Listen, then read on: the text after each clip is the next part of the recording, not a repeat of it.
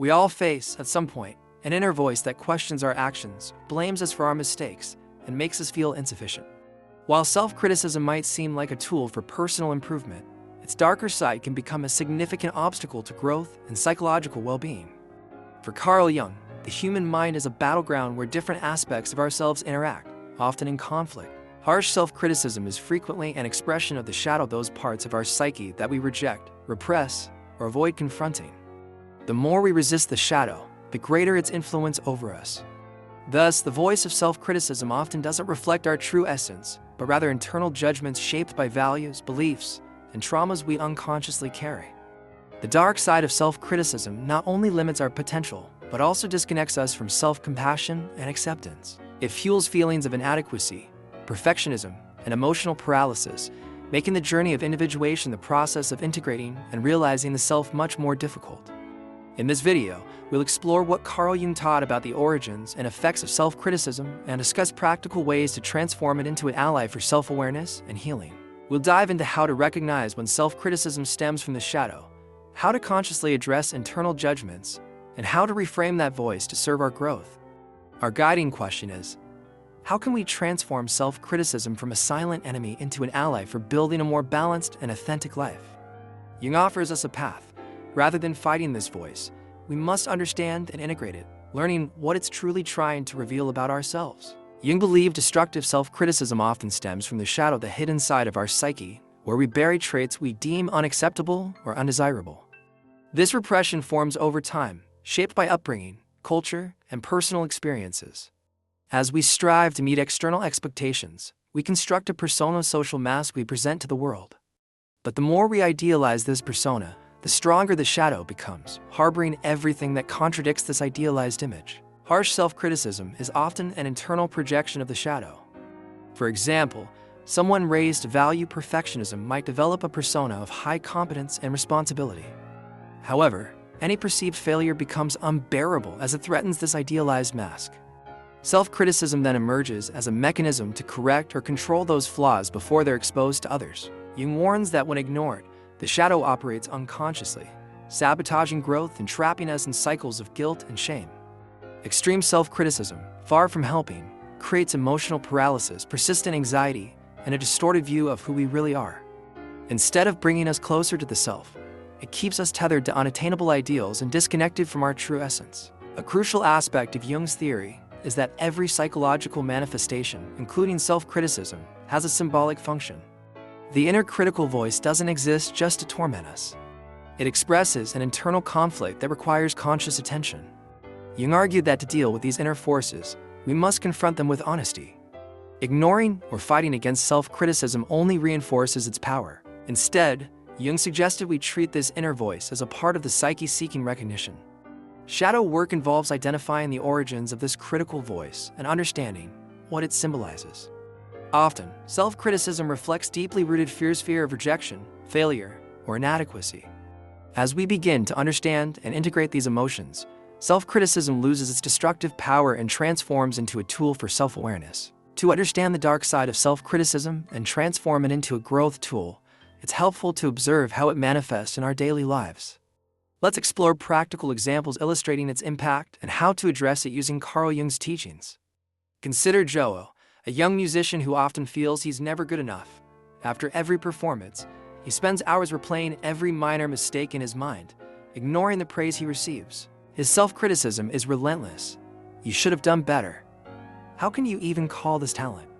Jung believes this voice is necessary for improvement, but in reality, it traps him in a cycle of insecurity, preventing him from exploring new creative opportunities. What Jung doesn't realize is that his self-criticism stems from a shadow formed in childhood, when he learned he'd only be accepted if he was perfect. The shadow now manifests as an inner voice that constantly judges and corrects, attempting to protect him from feelings of inadequacy. Using Jung's teachings, Jung can transform his relationship with self-criticism by identifying its origin and confronting it with compassion. He might begin by keeping a journal to record his critical thoughts and explore their emotional roots. By naming this voice, perhaps calling it the judge, he creates a healthy separation between his true self and the critical force operating within him. Another example is Carla, a teacher who constantly feels guilty for failing to balance work and personal life. Her self-criticism convinces her she's never present enough as a mother and never productive enough as a professional.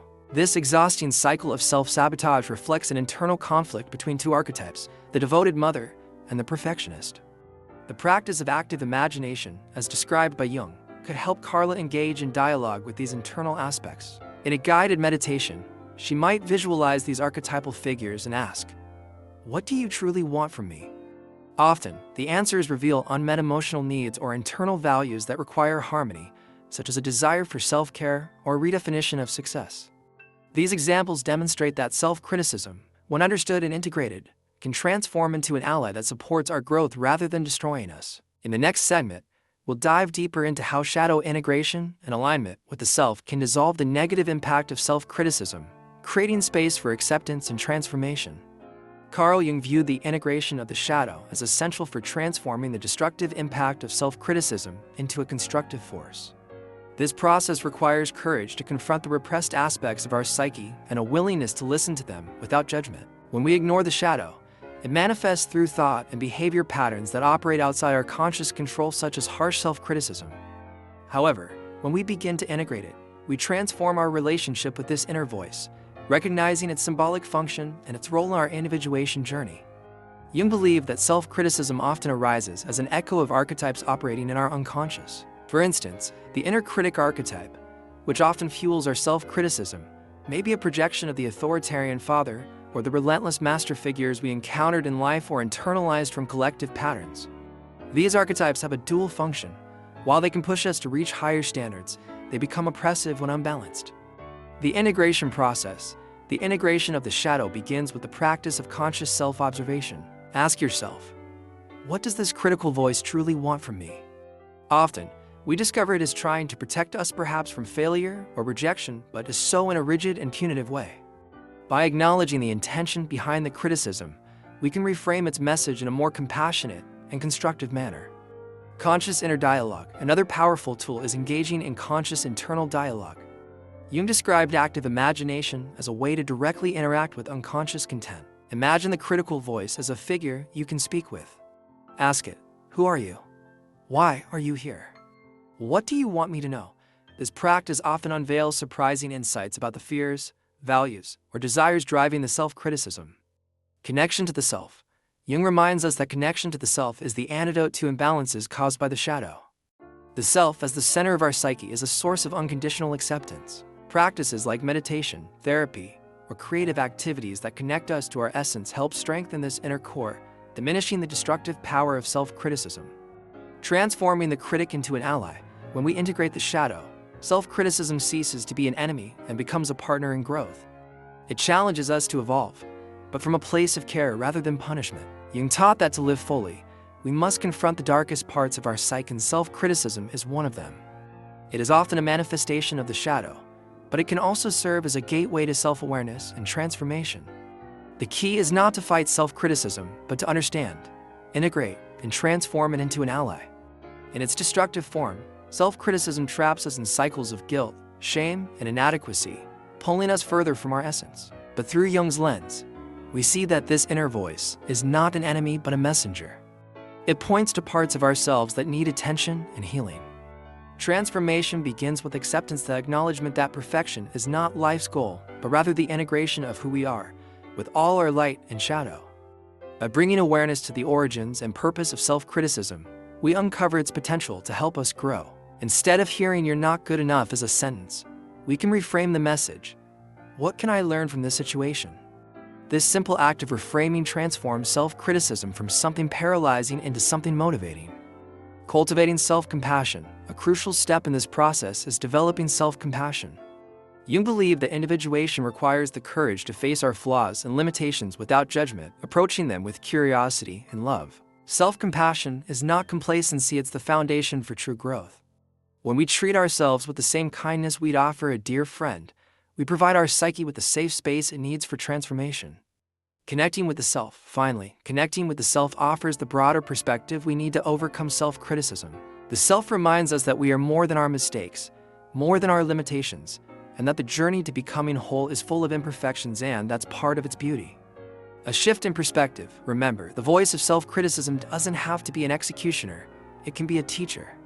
By facing it with courage, we can uncover the wisdom it holds, guiding us toward a more authentic and balanced life. As Jung taught us, we are not made to shine only in the light, but to flourish in the integration of our shadows. This is the path to transforming self-criticism into an invitation to realize the self.